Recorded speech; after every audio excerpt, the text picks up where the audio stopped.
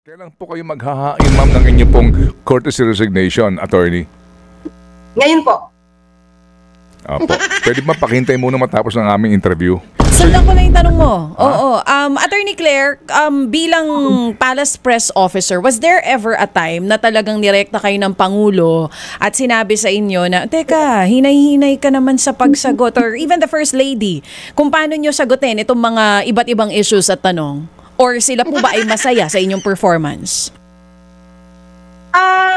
Sabi ko nga po, mahinay naman po ako. Nagkakataon lang po talaga siguro yung mga questions po, medyo maiinit. So, sa aking pagkakaalam, mahinay ako.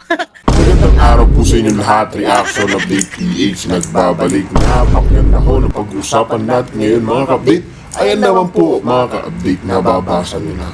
Claire Castro magsusumite ng courtesy resignation. Ayan na nga po ba mga ka-update? Ano po ba mga hindi niya na ba kinakaya ang mga pambabato sa kanya diyan sa palasyo? Yan po ang malaking katanungan. Mga ka-update, mukhang suko na itong si Butangera ng Malacanang. Hindi na niya po ba kaya ang mga pambabastos niya at pangbabaliktad niya ng kwento at fake news para pagandahin o patunugin ang pangalan nitong si Lisa Marcos at ng magandang gobyerno di umano ni Bongbong Marcos. Mga ka-update, sa atin ngang tatalakayin, alam naman po natin itong babae na ito, matindi ang bunganga, matindi manira, kahit na nasaan na ang ating Pangulong Duterte, patuloy niya hong binabanatan. Ngayon naman mga ka-update, magsusumitid na siya, pinapatanggal na ho siya bilang tagapagsalita ng presidente. Kaya mga update, pakinggan po natin ang magiging pahayag ni Ted Filon sa naging interview nga sa kanya patungkol sa pagpapatanggal bilang tagapagsalita ni Bongbong Marcos. Kaya mga update, pakinggan po natin ang magiging pahayag din ni Claire Butangera patungkol dito. Ang ating po namang Undersecretary at Palace Press Officer, si Attorney Claire Castro. Madam Secretary, magandang umaga po sa inyo, ma'am. Good morning, Sir Ted. Morning, Cha. Good morning, Attorney Beauty. At salamat po sa panahon, Attorney. We appreciate this time na inyo pong binibigay sa aming program. Okay, first things first. Ma'am, kumusta po kayo? Opo? Okay na okay. Okay. Very nice. Dito po ngayon, ma'am, sa biyahe po muna ni Presidente, meron na ho ba siyang contingent? Buo na ba yung kanyang entourage, kumbaga po, na makakasama sa kanya pong biyahe? It's July 22nd po, ma'am? Yes, may makakasama po siya, pero di ko lang po alam kung may authority ako to give details on that.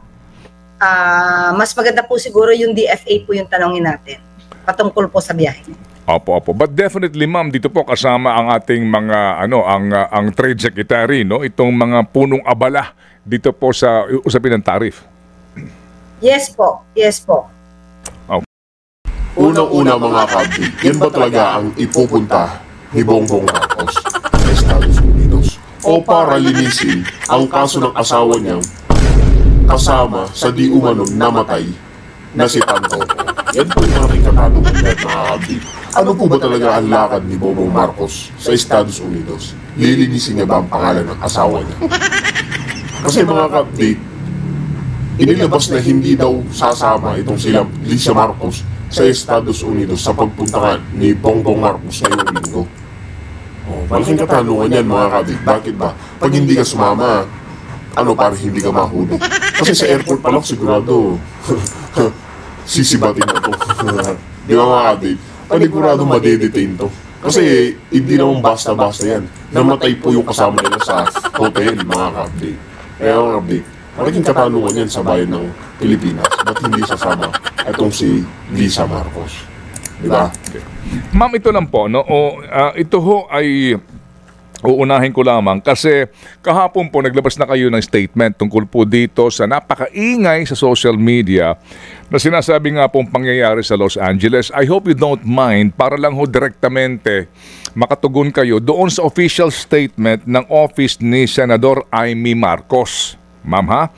Babasahin ko lang po ito para po ang tugon po ninyo ay eksakto. Dito po sa kanyang statement na inilabas, ano po, July 14, dito po, no, sa mga sinasabing aligasyon, no, given the gravity of these allegations and the matter's undeniable public interest, I urge Malacanang to issue a comprehensive report on the circumstances of Mr. Tantoco's death. Ito po yung pagkamatay ni Ginoong Paulo Tantoco at kami po humihingi ng pangunawa sa kanyang pamilya sa pagtalakay po sa isyong ito. Kasi nga po ito ngayon ay nagkaroon na po ng usapin dahil sa statement na ito ni Binibining Marcos, including any involvement, direct or indirect, of the First Lady or other Philippine government officials. I also call for the clarification of the First Lady's whereabouts in the relevant time as may be reflected in official records such as the medical examiner's report to dispel further speculation. Ano po ang inyong pong official na pahayag po dito? Unang-una po, hindi po kami maggagawa ng pagpapaliwanag dahil lamang sa utos ni Numan. Kahapon po, binigay na po namin ang statement para po maliwanagan ang taong bayan dahil nga sa kumakalat na fake news na ito. Ayan na nga ba mga pagpamilyang Duterte o hindi sakop ng admin ito si Bongbong Marcos, marami po siyang nasasabi. Pero pag dedepensa na sa First Lady niyang bangag-bangag din, no comment sila dyan, tahimik sila dyan. Pati palasyo mga kabit, tahimik. Pati media, tahimik pagdating sa issue ng Malacanang, pagdating sa issue ng First Lady at ni si Bongbong Marcos. Pero pag pamilyang Duterte, mga ka-update, lahat nakakalkal po nila. Pati nga, kahit yata 30 years old pa lang si Pangulong Duterte, mga ka-update, noong mayor pa lang to sa Davao, alam po niya itong si Alan Claire. Pagdating sa First Lady, na alam naman ng taong bayan, dahil kasi yung US, mga ka-update, hindi yan nagtatago, hindi yan bias. Ilalabas nila lahat ng nangyari, totoong nangyari. Diba? Ngayon, wala siyang masabi, no comment siya mga kabit. Hindi po ba nakakahiya yan? Kaya tama yan mga kabit. Mag-ano ka na, magsumiti ka ng resignation. Lumayas ka na bilang tagapagsalita ni Bongbong Marcos. Information. We owe it to the people para po yung mga tao po, ang taong bayan po ay makita kung sino ba'y nagsisinungaling at sino yung gumagawa-gawa lang ng kwento. So wala po kami obligasyon na mag-report kay Ninuman. Obligasyon po namin na ipaalam ang katotohanan sa taong bayan. Opo. At ayun na nga ang katotohanan, Aling Claire. Alam na ng taong bayan na kasama si Lisa Marcos dun sa Tantoco na yan. Kasama niya sa hotel nung nawala, na-overdose sa cocaine. Yan ang katotohanan dyan. Kaya nga hindi siya sasama sa Amerika sa paglipad ni Bongbong Marcos kasi alam niya na may naghihintay sa kanya. Panigurado dyan mga kapit. Tinawagan na itong office ng presidente patungkol din kay Lisa Marcos. Alam na po natin yan. Pinapaikot-ikot na lang nila yung mga tao para mabola nila. Para mawala na naman itong issue. at ano po ang katotohanan po ma'am dito po na binabanggit po ninyo? Yung pong pinalabas kasi na police report, digitally altered po yon. Na binabanggit pati yung pangalan ni First Lady, yung party po na yon, digitally altered po. Digitally altered. Opo. Digitally altered po ito. Meron ho ba kayong informasyon kung sino ang may gawa nito? Wala po kaming alam ng impormasyon kung sino mismo yung nag-alter. Pero kung sino yung naglabas, ang presumption, siya yung nag-alter. Presumption. Ganda naman sa batas natin, sa law. O sino may hawak na fake documents at siya ang nagpalabas ito, ang presumption, siya yung gumawa. Opo. Yan pong sinasabi niyo siya ang may gawa po at ang presumption po siya ang pinanggalingan nito. May sinasabi ho kayong mga taong responsable nga at kakasuhan daw po. Meron ho ba kayong informasyon kung sino-sino itong kakasuhan at ano po ang kasong kakaharapin? Dinawin ko lang po, Sir Ted, wala po akong sinabing kakasuhan. Tinanong lang po sa akin ay posible bang kasuhan. Okay. Ang sabi natin po kahapon ay pag-aaralan, pero malamang ay napapanahon na. So kung kakasuhan po, ayan po ay depende po sa unang ginang at sa mga taong involved po at pag-aaralan po yan. Opo. So kumbaga po, para na ho iklaro natin ang inyong statement po, kung meron mang kakasuhan, opo, ang magkakaso dito ay ang unang ginang. Opo, saka yung mga taong nadamay po, mga pribadong taong nadamay sa kagagawa nito mga obstructionist. Opo. Ma'am, mawalang galang lang po, attorney ha. Dito ho sa pagkakataong ito, kasi nga kami po sa amin pong programa, yun din po ng paggalang sa pamilya ng mga nasa sangkot dito. Meron ho bang naging ugnayan na ang tanggapan ng unang ginang sa pamilya po dito nung namatay para lang ho sa sitwasyon na ngayon po ay ito na naman po ay lumalaganap nga sa social media at pinag-uusapan? Sa aking pagkakaalam, meron po at yun nga po, ang unang ginang po, actually, para sa sarili niya, hindi lang po siya nag-worry for her dahil alam niya po yung katotohanan. Mas nag-aalala po siya sa pamilya na nagluluksa, yung naaapektuhan, mga pribadong tao na naaapektuhan dahil lamang sa gustong sirain ang unang ginang at ang Pangulo, pati na ang administrasyon. So doon lang po siya nag-worry. Nag-worry yan, Auntie Claire. Alam naman natin, kung hindi yan nag-worry, sasama yan kay Bongbong Marcos sa linggo sa paglipad niya sa Estados Unidos. Oh, sige nga. Diba? Patawa ka na naman eh. Kung ituloy mo na lang yung courtesy resignation mo, lumayas ka na dyan sa tagapagsalita ni Bongbong Marcos. Yun na lang. Kasi putak pa ng putak, wala naman talagang katotohanan. Ikaw yung fake news. Ikaw ang nagpapakalat ng mali-maling balita. Po, yun ho bang ginang nito pong sinawing palad rito ay konektado pa po? Konektado ba daw ho hanggang ngayon sa palasyo at may posisyon sa tanggapan ng unang ginang? Yes po. Opo. At ngayon ho ba ay bumapasok na po o naka-leave pa rin po siya? Nagtatrabaho na po. Bawal po sa amin ng bakasyon masyado. Hindi po allowed. Dapat trabaho. Bawal ang bakasyon-bakasyon. Okay, sige po. Sa biyahe po ngayon ni Presidente Marcos sa Amerika, kasama po muli ang unang ginang? Hindi po. Okay, opo, sige. So, ma'am, dito po ngayon sa usapin po ng pinakahuling ratings ng ating Presidente SWS, ano po, no? At ito po ay sa buwan ng June. Ano po muna po ang sabi ni Presidente? Una-una po, syempre po natutuwa, pero ang sabi niya po sa amin ay kahit ano pa po ang numero ng mga survey,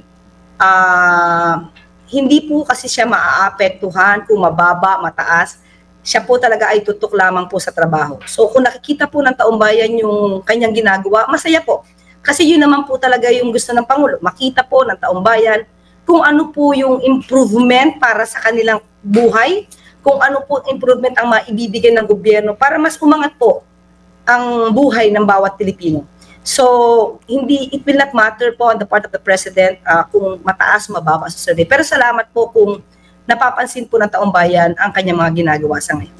Opo. Ito ho kasing ratings issue na ito, bago pa itong pinakahuling result ng trust and approval ratings po ng SWS, pinag-uusapan na agad-agad ng iba, yung performance ng dating kalihim ng PCO na si Ginoong J. Ruiz, no? Sa usapin nga ng ano ba magiging bunga nito, tataas ba ang ratings ng presidente na maaari daw maging basihan nga sa kanya pong pananatili sa pwesto. Ma'am, ito pong June ratings, tumaas. Kailan kaya napagdesisyonan po yung pag-aalis kay Ginoong J. Ruiz? Kung tumaas naman po ang ratings niya, bakit siya inalis? Hindi ko po masasagot yan kung ano po yung naging dahilan. Siguro po meron talagang trabaho na naaayon po kay Sec J. Ruiz. So hindi ko po masasagot categorically kung bakit po siya natanggal or pinalitan ng Sec Dave Gomez ngayon. Sa ngayon ho ba, ma'am, diyan po sa PCO, meron ho bang nangyayari o mangyayaring balasahan in the light din po of the news report na yun daw pong mga quote-unquote political appointees ay pinagbibitiw? Opo. Meron po. Kasama po tayo dyan. At maggagawa po tayo at magbibigay na po tayo ng courtesy resignation. Opo. Kasama po kayo sa sa obligado dito po sa order ni OIC Secretary Dave Gomez. Kailan po kayo maghahain, ma'am, ng inyo pong courtesy resignation, attorney? Ngayon po. Opo. Pwede ba pakihintay muna matapos ng aming interview?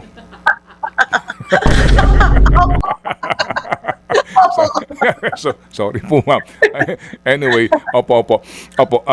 Ma'am, ito hong ngayon na bago nga pong PCO acting secretary kasi wala pa naman siyang confirmation. Ito hong sinasabi kasi nung una parang performance, 'di ba? Ang magiging batayan daw po no, magkakaroon ng performance audit, no? Opo. Ngayon po bago na po ito, ano ba ang balita diyan sa palasyo? As in resign all na tapos bahala na itong bagong upo na ang mariretain? Opo, ganun po. So, para po mabigyan din siya ng leeway para makapamili po kung sino yung mga taong pwede niyang isama. At syempre po, mas maganda po talaga kung kilala niya yung tao na makakapagsilbi po para sa taong bayan. Okay, sige po. Meron na pong tanong muna si Chacha bago po magpatuloy po ang inyong abang lingkod. Yes po. Yusek, attorney, good morning po. Madalas kong marinig sa inyo yung salitang obstructionist, propagandist. Huwag tayong maging specific dito lang sa recent issue no, na kinasangkutan po ni First Lady. But kita naman po natin ngayon yung paglaganap ng fake news. Malala po talaga. May specific na po ba na utos ang Pangulong Marcos Jr. kung paano po lalabanan ng kanya pong administrasyon? Ito pong laganap na misinformation and fake news na meron po tayo ngayon. Sa ating po pagkakaalam, inuutusan po talaga sa Secretary Henry ng DICT para po tumatugunan. Especially po, ang talagang naglalabasan po talaga yung sa social media. Sa mainstream naman, wala tayong problema eh. So, alam ko po, mayroon pong direktiba ang Pangulo kay Secretary Henry. Ano pong CICC? Yes po. Kung alam niyo po, attorney, baka pwede niyo sa aming ma-share. Ano mismo ang direktiba ng Pangulong Marcos? Ang alam ko po, inaaral nila yung talaga pong mga gumagawa lamang ng fake news. Inaaral po nila kung anong mga channel to, kung anong mga platforms to, at kung sino yung mga involved dito para po kung kailangan ma-take down kasi po hindi po maganda para sa progreso ng bansa natin. Kung puro fake news ang pinapakalat nila. Kasi, at nakaka-apekto na rin po ito sa taong bayan kung paano ba sila magdidesisyon ng tama dahil kung nakikita nila puro fake news. So talagang makikita po natin, bago bumaba sa pwesto ang Pangulo, hindi titigilan, tatantanan, ito po nagpapalaganap ng mga fake news? Tututukan po nila ito? Opo, tututukan po. So sa paanong paraan, kakasuhan po yung mga alam ninyo na talagang nagpapalaganap nito? Hindi po ako particular kung paano nila gagawin, pero malamang po makikipagtulungan din po sila sa ibang law enforcement agencies natin. Sige, babantayan po namin yung gagawin ng CICC dyan po sa paglaban ng Administrasyong Marcos dito sa fake news. Pero punta po tayo dito, attorney, sa mainit na usapin din po ngayon, yung paglaganap ng online gambling. Kaliwat kanan din po ngayon, itong mga mambabatas natin na nagpapahayag na ng kanilang concern na dapat daw po, may mga nagsasabi, total ban ng online gambling. May mga nagsasabi namang mas higpitan daw po yung restrictions nitong mga meron na tayo ngayon na online gambling. Pero sa pakikipag-usap niyo po sa Pangulong Marcos Jr., sa pinakahuling panayam niyo, ang sinasabi ninyo, pag-aaralang maigi kung ano talaga ang dapat gawin dito. Paano po kaya babalansihin ng Pangulong Marcos Jr. yung epekto po nito ngayon sa mga naa-addict na sa online gambling, maging yung economic gains din naman na naibibigay nito sa bansa po natin? Actually, ito po, since wala pa nga pong pahayag ang Pangulo patungkol po sa online gaming, tingin ko po, babalansin po talaga ng Pangulo kung paano ito bibigyan ng solusyon. Unang-una po kasi, dapat aralin din po ng ilang mga mababatas natin, hinay-hinay po muna tayo sa mga pagsasalita or pagbibigay ng suggestion. Aralin po ito ng malalima. Kasi, meron pong napag-alaman na yung e-sabong po, di ba po yan po ay naban 2022. Okay? Hanggang ngayon po yan ay ban po. Pero marami pong pumasok na illegal na isabong. Okay? So, yung isabong na lisensyado noon, yan po ay nakakapagbigay po ng magandang revenue na maaari po mapakinabangan ng taong bayan sa ospital, sa pagbibigay ng ambulansya, sa mga schools. Marami po mabibigay sana. Sana po ay yung lisensyado. At namomonitor po yan. Kasi lisensyado eh. Pero nung tinanggal po yan, umusbong lahat ng illegal isabong. At siguro naman, nakikita natin at may mga malamang nakilalang personalidad na involved sa illegal na sabong. Pero wala po itong naibibigay na anumang revenue sa bansa. So dapat aralin, kailangan bang totally ban? Kasi mangyari pag totally ban po lahat yan, papasok po lahat ng illegal, at yun po, hindi na po siya magbibigay ng revenue, hindi na po makakatulong sa taong bayan, hindi na makakatulong sa ospital. Kung ano man ang pwedeng kitain dito. So kailangan ba ng restriction para masugpo yung illegal? Dapat masugpo kasi yung illegal, yung hindi license eh. At mabuo lang po yung mga matitino na lisensyado para kontrolado. At ito pong kontrolado na to, may mga restrictions, pwedeng magbigay ng magandang revenue para sa taong bayan. So dapat aralin po ito. Huwag tayo sumakay. Yung iba po kasi mukhang sumasakay lang sa issue, totally ban, when in fact, di nila alam ano yung pwede maging consequence. So aralin natin ano ba nangyari doon sa mga isabong, naging illegal na sabong, dumami ang isabong na hindi makontrol. So dapat doon po yung aralin. Oo. Pag nagkakausap po ba kayo ng Pangulong Marcos Jr. about online gambling, anong main concern niya? Ito po ba yung daming bata na lululong po ngayon dito sa online gambling or yung pagkasira ng mga pamilya, paglaganap ng krimen? Alin po doon ang main concern ng Pangulo?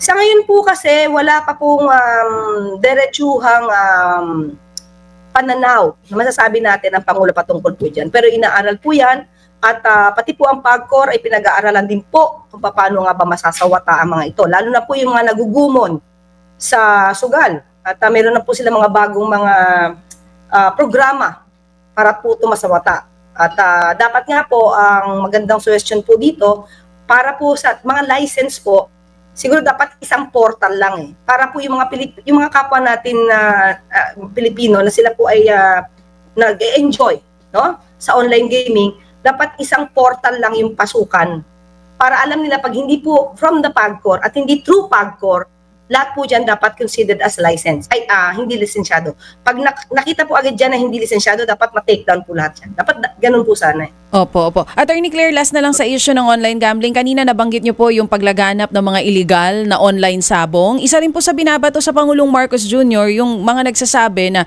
binan mo nga yung Pogo, pero ito naman ang pumalit. Online gambling. Ano pong tugon nyo doon? Okay, kaya nga po ganito, kailangan aralin po kasi yung online gambling po, na lisensyado po iba po kasi yung tinanggal natin na Pogo. Yung Pogo po talaga maraming mga crimes na nangyayari dyan. So yung mga license po, yan po yung kontrolado ng PAGCOR. So ito po yung nakakapagbigay sabi nga po, nakakapagbigay ito ng revenue para sa taong bayan. Nakikinabang po kasi ang taong bayan dito sa revenue ng mga lisensyado. So, sa akin lang po, sa aking pag-aaral dito, ang unang-unang dapat po na mawala ay yung mga illegal. Doon po kasi maraming pumapasok at hindi po ito saklaw ng gobyerno. So, yun po dapat sa atin pong pagkakalam na i-report po sa atin na 9,000 na po yata na mga illegal online gaming po ang napasarapan. But they keep on coming back. So dapat po talaga is ayusin ito. Kung hindi man po, wala po tayo sinasabi kasi sa Pangulo po itong desisyon. Kung hindi man po magkakaroon ng total ban, dapat po talagang strict po yung regulasyon at isang portal lang dapat ang pasukan para mas madali pong makita yung mga illegal at legal. Yun po. Maraming salamat. Attorney Claire, buntahan ko lang po ito bago po ibato ulit kay Manong Ted. Ibato sa akin. Go ahead. Yung issue, attorney, nitong bago po nating 2026 budget, ang konsiderasyon nga po dito ng Pangulo sa pag-aproba sa 6.793 trillion budget proposal for 2026, sinasabi ay para po mas maramdaman ng mga Pilipino yung pagbabago dun sa kanilang buhay, kasama din po yung pag-angat ng ekonomiya. Pero may priorities for the 2026 budget, meron po ba mababago compared dun sa 2025 budget natin? Anong mas pagtutuunan ng pansin natin dito? Yung bulto nun saan po mapupunta? Hindi ko yung detalye. Baka po kasi maging partit po ito sa iuulat ng Pangulo. On July 28. Most probably. So, hindi ko po mabibigay yung detalye. Okay po, abangan namin yon, attorney. Opo. Ma'am, konektadong Pinoy Bill, ano pong balita, attorney? Alam ko po, wala, as of this moment, wala po akong alam kung yung enroll bill nasa nakipangulo na po. Kasi yung huling tinanong sa akin yan, wala pa po yung kopya. So... At, pero, di ko po masasabi kung ito ay aaprubahan o hindi, i-veto o hindi. Hintayin na lang po natin. Kasi kung maganda naman po magiging epekto nito sa taong bayan, baka maging positibo. Di ko po alam kasi wala pa po as we speak, wala po akong alam kung yung enroll bill ay nasa Pangulo na. Okay, so meaning hindi pa bumibilang po yung takdang panahon para mag-lapse into law ito. Officially, wala pa pong bilang. Opo. As we speak, kasi po yung huli parang last week po natanong sa akin, yung huling update sa akin is wala pa po yung kopya kay Pangulo. Okay, sige po. Ma'am, alam po namin ang separation po ng poder ng ehekutibo at legislatura. Pero sa sinasabi po ng DBM ngayon, maging ng presidente na yung nangyari nga pong babalisaw-saw sa kasalukuyang budget na hindi na mangyayari. Opo, malaking bagay po dito yung Committee on Appropriations Chairmanship in the House and Finance in the Senate. Meron pong mga reports na itong malapit daw sa presidente na si Toby Tiangco ng Navotas ay posible na mahirang bilang Committee Chair ng Appropriations. Ito ho ba'y napag-uusapan ng presidente? Kasi nga napaka-importante yung magiging timon niya sa Kamara sa budget. Ako po, wala po akong nadinig na ganyan. Sa ngayon po, wala po akong nadinig. Mas nauna kayo. Wala po tayong nadinig. Di pa napag-uusapan siya. Okay. Opo, naunawaan po namin, ma'am. Sige po. So, Madam Yusek, opo, dito po ngayon sa inyo pong posisyon bilang Palace Press Officer at tumatayo nga din po na araw-araw po kinalulugod po ng media na kayo po'y nandidiyan para nga sumagot sa katanungan po ng media. Meron ba kayo na pag-usapan dito po nitong bagong kalihim ng PCO tungkol sa inyong posisyon na ito na kailangan ba talaga ito? Meaning, sorry to say, pero kumbaga, meron hubang kahilingan na na kumbaga mas pahupain kayo dito po sa inyong araw-araw po na ginagawang paghaharap sa media? Paano pong pahupain? Meaning, kumbaga how do you say that? Parang mas magkaroon ng how do you say that? Pagiging mas malumanay, yan. Opo, sa inyo pong paghahayag ng mga kasagutan mensahe sa katanungan ng mga mamamayan pong mamamahayag. Yan, opo. Malumanay naman po ako Sir Ted. Sobra po akong lumanay. Nagkakataon lang po siguro yung mga pagkakataon na kailangan labanan yung fake news. Ngayon po, napakalumanay ko, Sir Ted. Okay. Attorney Claire, susugan ko yung tanong. Ay, hindi, may kasunod na tanong si Manong Ted. Ang ganda kasi nun, malumanay naman kasi, siya. Alam mo, ang hirap kasing ilatag, abogado tong kausap natin Of course. Ang hirap ilatag nung question, di ba? Alam mo yung diretsahin na may humihingi ba sa ulo nyo? Parang ganon, di ba? I mean, parang kung didiretsahin mong ganon.